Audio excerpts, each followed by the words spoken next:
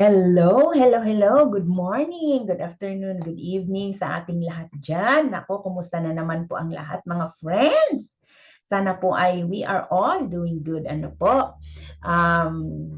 This is Nurse Annie again and welcome back to my channel. And of course, for those of you who are new, this channel is all about my nursing life, my nursing adventure, my American dream, and everything in between.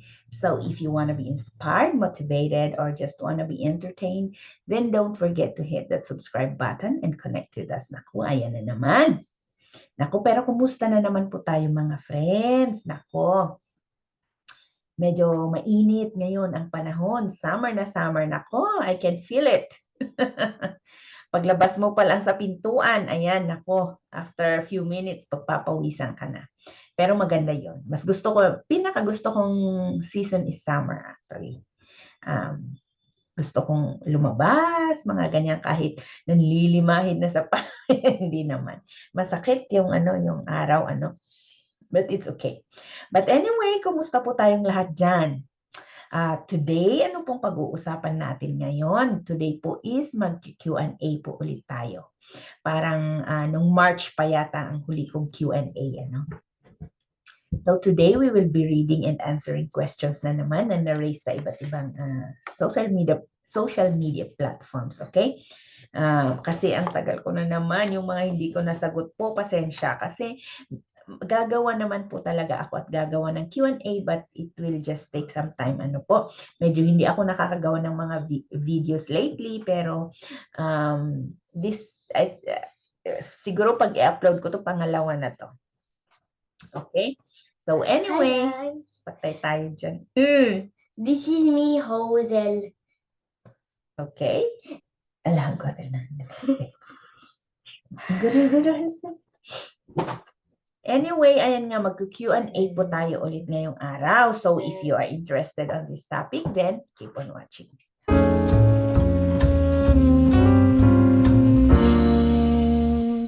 Okay, so let's get on to the first question. Ayan, di ba?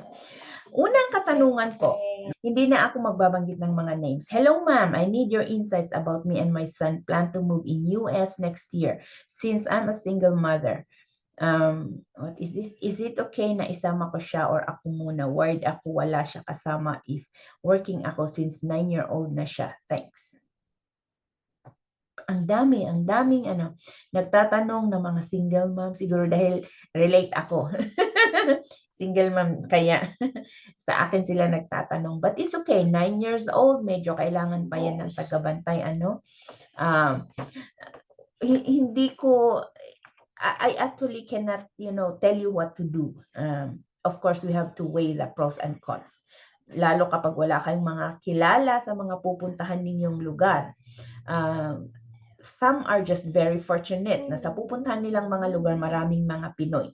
Kapag may mga anak sila, pwede nilang ipakiusap. Yan yung tawag doon, di ba? Ipakiusap sa mga kapwa Pilipino. But what if? Wala, di ba? I am just so lucky. Dito ko na po pinanganak yung anak ko, kaya I am just so lucky na may nakilala ako na mag-aalaga sa kanya. And she was the one who was, taking care of my son while I'm at work since baby pa yung bata. At malaki na, makulit na, kaya swerte ko. But I cannot tell you exactly what to do dahil hindi ko din, at saka depende yan sa state. Kung saan po kayo pupunta kasi different states has different laws din.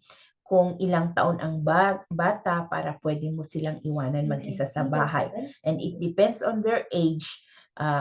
Kapag pwede mong iwanan ng sandali lang or Diyos ko, dito sa Amerika maraming ganyan, mga laws, 'di ba? Na kapag pag nahuli ka, patay, 'di ba? So just be sure arrange na merong mag-babysit sa anak ninyo or kasama ang anak ninyo habang nasa work po kayo.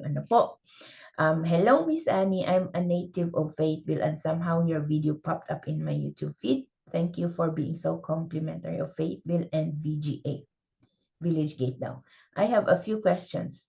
Ay, ano to, puti ito, hindi to about nursing. Pero, are you still in Fayetteville? If so, do you still live in an apartment? So, do you know of any other medical personnel who would travel from another country? Ah, parang recruiter pala ito. Recruiter yata ito kasi nagtatanong kung may makilala daw ba akong gustong mag-travel from another country. Ano? Naku, hindi ko yata ito nasagot. Another question, do you send your son po sa daycare or who looks after your son when you are at work? Kakasabi ko lang po, hindi po. Chinry ko siya. I tried to, enroll him in a daycare noong 2 years old ba siya? Pero it didn't work out well. Kasi pumayat siya, hindi siya mapili ang anak ko, pihikan sa pagkain sobra. Hindi siya kumakain ng ano lang, kumakain naman siya ng rice, pero alam mo naman dito sa Amerika, ang pagkain nila, mga cereal, pati sa mga bata, mga ganyan. Ano pa ba yung mga binibigay nila? Yung mga cereal, crackers, ganyan. Ang anak ko kumakain naman ng crackers, pero pumayat talaga siya noon. Ang laki ng ipinayat niya. 2 years old pa lang siya noon, kaya winidraw ko yung enrollment niya sa daycare. And as I've said earlier, I am just so lucky na may kapitbahay kami na nag-aalaga sa kanya while I'm at work. I have been, since nag-regular ako sa ospital na pinagtatrabahuan ko noon, since I was out of the agency, nag-night shift ako. Night shift weekend ako, yan na naging trabaho ko in 6 years almost. Weekender night shift, kaya naaalagaan ko ang anak ko during weekdays. Another question. Smart and handsome boy, ma'am, ang baby niyo. Ay, thank you. Thank you po. Naku, makulit. Parang isang bata lang yan, pero parang 10. Sobrang kulit, as in. Hyper na hyper. Next, nakakatawa. Sa leeg po talaga sukatan kung kasya yung pants. Yung sa yata to. yung daily vlog namin. So small. Oo. Ganon yung sukatan ko sa kanya noon. Bumili kami ng pants. Next, nice, may tutorial pa. Thank you, sir. Nagde-drive na po ba kayo sa Philippines before or here na po kayo sa US natuto mag-drive? Thank you po. Sa Middle East po, nagde-drive po ako doon. Since 2010, nagde-drive na po ako. Salamat po sa informative na video na ito. How to earn or accrue PTO. Naiintindihan ko na po kung ano ang PTO na nakasaad sa pipirmahan kong kontrata. More video content pa po. God bless. Thank you. Opo, I made that video before, yung previous video about PTO, how to accrue. Kasi dito sa Amerika, wala pong paid leave. Yan, hindi kagaya sa Middle East. But of course, if you want a paid leave, you have to accrue PTOs, paid time off, para po maka-paid leave ka. Otherwise, unpaid leave po yan. At sinabi ko na sa previous video ko, ang tanong dyan kung papayagan ka pa ba magbakasyon. Depende pa yan sa manager. Next, WakeMed versus Duke po. Alin mas okay? Naku, WakeMed versus Duke. Depende. Maraming travelers, nasa WakeMed ako, maraming travelers na galing Duke. Pero may mga travelers din from WakeMed na pumunta ng Duke. So, pag permanent, maganda naman silang dalawa. Pareho silang magnet, 4:1 daw ang med-surg floor, ganyan. Maganda din ang environment, sabi na marami ring Pinoy. Ano ba ang difference na narinig? Parang ang alam ko, ang dinig ko, mas mababa ang offer ng Duke, pero meron silang benefit na mas maganda. So, next, Salisbury, kumusta po ang buhay sa place na ito and how much po ang salary na mabubuhay ng decent non-medical field po? Naku, non-medical field, not sure. Pero dito sa NC, hindi po ang cost of living dito is not so much high, compared to big cities like California, New York, ganyan. Lang dito, laid back lang dito sa North Carolina. Pero competitive din naman ang salary. Competitive din ang salary, lalo po sa mga medical field. I'm not just sure sa mga non-medical field kasi ang tinatanong po ni Miss Elaine non-medical field. So, I'm not sure. Pero pumunta na po ako, events na po kami. We had events in Salisbury, parang twice or thrice na yata akong pumunta for financial education events. At maganda din naman doon. Maganda din doon yung place. Yung nakita kong sa Salisbury. So, pero sa sweldo, sa mga research ko naman, competitive po naman. Generally competitive ang salary dito sa North Carolina. Basing sa standard of living. Okay? Next, ang cute ng baby mo, pwede nang maging vlogger. Naku, mahilig yan mag-vlog. Mas mahilig pa yan sa akin na gumawa ng videos or mag-video. Tignan nyo nga kanina, di ba? Next, yung hubby ko, may paid leave siya per month. Pero, siyempre, hindi ginagamit lahat. We live in Missouri. Depende ata sa state, ma'am. As I've said, parang generally dito sa Amerika, wala pong paid leave. Not unless you accrue PTO so that you can go for leave with pay. Ganun po ang naiintindihan ko sa Amerika. Pero kung sa Missouri, may paid leave na talagang paid leave on the contract na paid leave, ay swerte. Parang marami sigurong magkaka-interest sa Missouri. Next, I will be looking at my phone, ha? Anong state po kayo, ma'am? North Carolina po ako. Kay Miss Risa Marie. Hi, ma'am. May kilala po ba kayong Pinoy manager din dyan sa Amerika, ma'am? Gawan niyo po sana ng vlog, ma'am, yung about if ever business management po ang aaralin mo or a-applyan mo dyan. Gaano po ba kaposible na makuha ang isang Pinoy as manager or gaano po ba kadali mag-apply po at magkano po kaya ang sahod dyan as Pinoy manager po? Thank you so much. God bless. I'm not sure kung ang gusto niyang sabihin dito ay manager sa ospital na nursing managers or baka sa ibang industry. Depende dito naman sa Amerika, equal opportunity. Kaya nga sabi nila land of opportunity and everybody has an equal opportunity for promotions, for work, for lahat yan, equal po dito. Pero syempre hindi pa rin natin may iwasan na may mga politics kagaya sa Pilipinas, pero hindi naman po imposible. Maraming ang mga Pilipino nasa administrative position din, di ba? So, tapos lalo pa kapag ang business management daw ang pag-aaralan mo. But of course, if you will come here, you have to start from the bottom din naman. And you will work your way up. Hindi naman agad-agad mag-manager ka Parang lahat naman ng industry, you have to work your way up. Maging ka lang sa trabaho, of course, possible po. Next, I'm watching this video 8 months late. I wonder, can anyone tell me approximately how much 2-bedroom rents for generally speaking? Meron po yung mga hindi po pala yata ito Pinoy. Pero there's a video I made about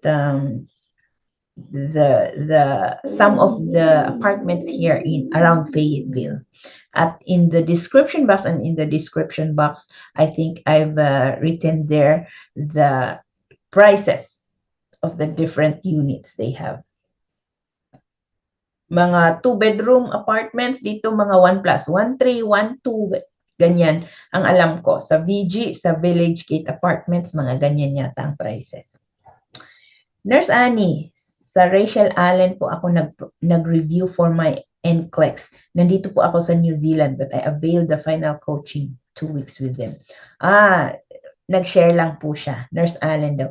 Wow, sa New Zealand? Bakit po gusto pa ninyong lumipat dito? Parang yun nga ang dream ko pumunta ng New Zealand. Di ba? Bakit po gusto pa ninyong mag-move dito sa Amerika? Pero siguro kasi 'di ba ang New Zealand is one of the most expensive cost of living in the world yata. Pero ang ganda. Ang gusto ko lang sa New Zealand yung nature, yung greenery. Nakikita natin sa mga ano 'di ba, sa mga picture ganyan, sa mga videos. But New Zealand is actually one of my bucket list, at least bago ako mamatay, mapasyalan ko ang New Zealand. Next, this is beautiful, but how can you show apartment and then tell us how much the pricing is? As I've said na sa description box po yata yung mga prices na nilagay. And the other apartment, hindi yata nila na bigay sa akin yung mga prices, yung village gate lang. Next, ang dog pets dito minsan may health insurance pa, just like my dog. Yes, nabasa niya yung maganda ba talaga ang buhay Amerika. Yes, may mga insurance pa, pati pets. Kaya nga, segue lang tayo ha. Kaya nga if we give financial education to people, to the public, no, lalo sa mga nurses, sa mga individuals and families, we insure everything we have here in America. Houses, cell phones, cars, lahat na mga properties, kahit nga mga jewelries ini-insure, pets ini-insure. But why don't you insure the most valuable asset that you have? Ano yun? Ang buhay natin, di ba? Yan ang ang laging tinatanong kapag if you will talk to your financial professional, financial educator, or financial advisor, yan ang sasabihin. Bakit hindi natin i-insure ang most valuable asset natin dito sa Amerika? Dito sa Amerika, importante po talaga yan. Life insurance, health insurance, yan. Sabi nga ni ma'am, pati pet insurance. Of course, mahal kaya yon. And you can even, if you are young as 20s or 30s, you can even get an insurance less than $100 per month. Kahit term with living benefits. If you want us to discuss, your options, if you want us to discuss with you your options, contact me, okay? Segue lang yan. Hindi about nursing, but needless to say, I am a financial professional, okay? Next, there's a question. I need to know if Fayetteville, North Carolina is a safe place to raise a family and work as a nurse, please. Mga hindi yata to Pinoy. But of course, lahat, if you are worried about the safety of the place, you can do your own research. Ano po? Kasi lahat po, every state has their pros and cons. At lahat po naman ng state, hindi natin masasabing safe 100% lahat. Kasi crimes don't choose any place or anybody, right? We just have to be diligent and also take care of ourselves as well. Lagi lang tayong maging alerto, ganyan. But lahat naman po ng state may mga crimes, mga ganyan. But North Carolina, hindi naman siya kabilang sa mga state na pinaka-unsafe, Next, okay lang po ba ang rehab nurse? Yes, oo naman po. Kahit naman po anong klase ng nurse. Kahit med-surg, ICU, ED, rehab, behavioral, clinics, lahat po yun, okay naman po.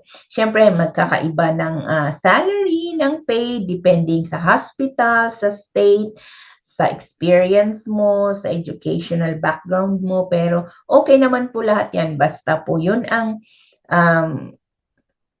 kung ikaw nagtatrabaho ka sa hospital tapos nag-apply ka dito sa rehab ka dadalhin, why not, 'di ba? Kung yun talaga ang dream mo na pumunta dito sa Amerika, that can be a stepping stone for you. Pwede ka namang lumipat ulit. Pwede ka namang lumipat ulit sa ibang specialty kapag nandito ka na sa Amerika. Napakadaming nagba-buyout, but I don't advise yung mga bago, na mag-buyout, not unless mayaman ka at may pera ka, why not? Nasa sa'yo, decision mo naman yun. But rehab nurse is also, of course, something to reckon with. Kasi, maano din kaya yan, challenging din yan. Kailangan ng muscles, kailangan ng, di ba, trabaho talaga. Pero as long as masaya ka naman sa ginagawa mo, why not? Hello po, if hindi po makabay ng car? What are other means po para makapunta sa work? May Uber po ba? Yes. Yes, sir. Yes, ma'am. Sino? Edsel. Meron pong Uber. Everywhere meron namang Uber. Ang problema sa Uber, kapag nagmamadali ka, hindi ka pala nakapag-reserve ng Uber, no? Kailangan mo pang maghintay, and especially kapag pang-umaga ka, maaga, yung rush hour, kahit sa gabi, pag panggabi ka, alas 6, yung mga rush hour na ganyan, kailangan mag-reserve ka talaga, mag-book ka na ng Uber mo. Kasi matagal, minsan 30 minutes, kaya yun ang problema kapag wala kang sasakyan. Kaya nga sabi nila, here in America, car is a necessity, not a luxury. Okay? Kailangan talaga may sasakyan.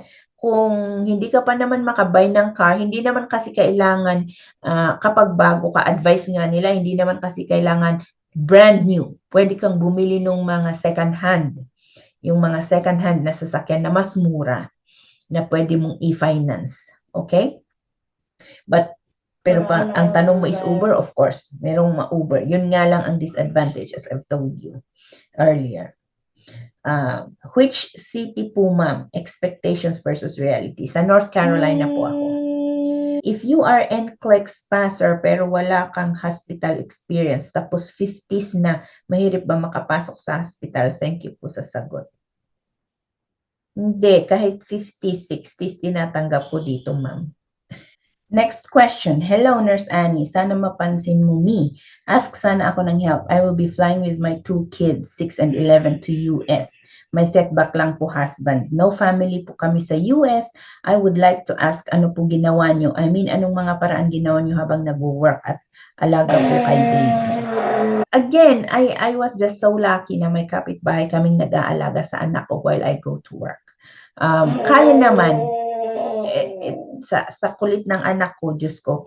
Kasi, I never, paulit-ulit ko tong sinasabi, I never picked up a shift since I came here to the US. Hindi po ako nag-overtime. Talagang ginugol ko po yung mga days off ko for my son. I only work 3 days a week kung 3 days lang ang schedule ko, ano? I never picked up a shift. Talagang tutok ako sa anak ko. Hindi ako nag-overtime po, kaya meron po akong oras para sa kanya. Kaya nyo yan, 6 and 9, kailangan lang po ng tagabantay, ma'am.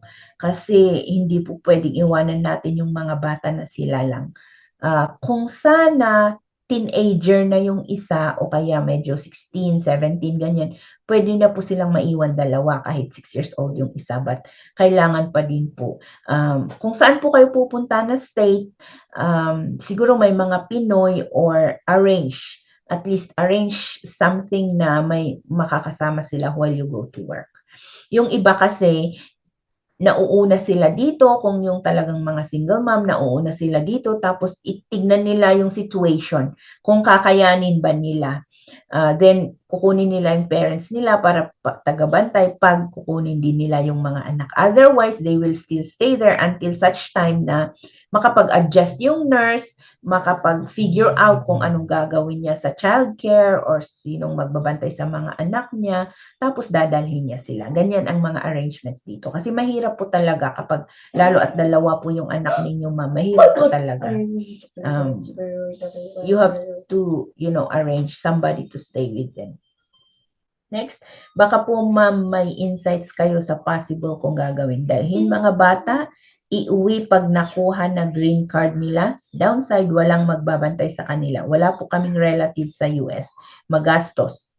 Number 2, iwan ko muna sila, apply mother ko for tourist visa para ma-accompany sila papunta US before mag-expire ang visa nila. Magastos din. Yes, those are things that you have to really think, those are things that you really have to consider. Kasi mahirap po yung dito, yung childcare.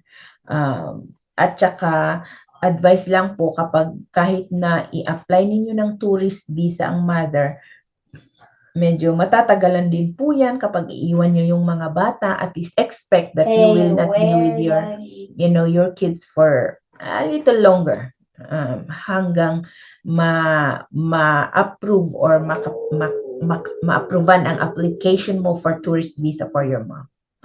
Okay? Pero mahirap po talaga yan. Kailangan i-weigh ang pros and cons at saka tignan lahat ang mga anggulo bago mag-decide daw po.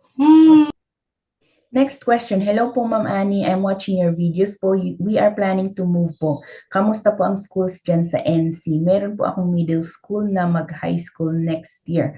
Currently, dito po kami sa North Dakota. Safety-wise po, okay po ba ang NC for family? Salamat po. Follow-up question, mababait po ba ang ka-work sa Wake Med Carry? Especially yung mga puti, hindi po ba sila racist? Ganon daw. Ano po ba ang magandang hospitals dyan sa NC? Ang alam ko lang po kasi dyan ay yung Duke at yung Wake Med na nakita ko sa vlog ninyo.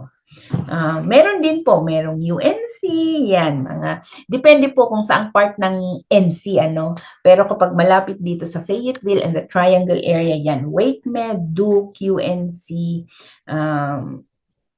pero yan marami silang mga ospital, kaya pwede kang mamili kung saang ospital ka pupunta. And schools, okay naman ang schools dito. Kadamihan naman, kahit public schools, usually mga public schools, okay din naman sila. Depende din kung saang city ka.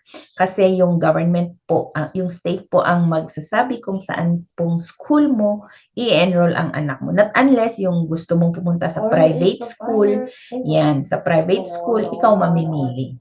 Pero kapag public, sila po yung magsasabi kung anong school nyo po i-enroll yung anak. Okay naman po dito. So far, sabi ko nga lagi, almost 9 years na ako dito. Wala pa naman akong na-experience na hindi maganda. Of course, we also have to take precautionary measures, lalo kapag gabi naman yung safety ng place, Lahat naman, kahit saan naman may mga hindi magandang mga pangyayari, but also we have to be very careful as well, responsibility sa ating sarili at sa ating pamilya kapag safety ang pinag-uusapan. Marami tayong paraan na pwedeng gawin kapag halimbawa may apartment ka or may bahay ka, may mga cameras naman na pwede mong i-install. Huwag magpagabi masyado sa daan. Huwag masyadong lumabas kung saan-saan, diba, sa mga ganyan. Kasi kahit sabihin mong laid back lang dito sa North Carolina, wala namang masyadong nangyayari. But of course, we just don't know. Kahit saan naman yan, pag safety ang pinag-uusapan. Next, from Ma'am Rose. Hi, Ma'am Annie. Greetings from Dubai. Hi, Dubai. Hi, mga taga Dubai at Abu Dhabi dyan. Musta po kayo? Binge watch ko po yung videos niyo. Agreed dun sa bullying sa workplace. Dapat lumaban po. I signed contract po sa Cape Fear Valley, LND. Naku, may kaibigan ako dyan sa LND. 42.77 po offer, 9 years experience po. Okay po ba yan for 2? Thank you po. Of course, okay na po yan. Magkano? 42.7. So, ang laki, Ang laki ng offer. And I think 9 years yung experience niya. Malaki na po yan. At saka dito sa North Carolina, laid back lang, hindi masyadong mataas ang living expenses or cost of living. Kaya okay na po yan. Tsaka, most of the time, pasensya po, maingay yung anak ko. Gusto ko ng batukan.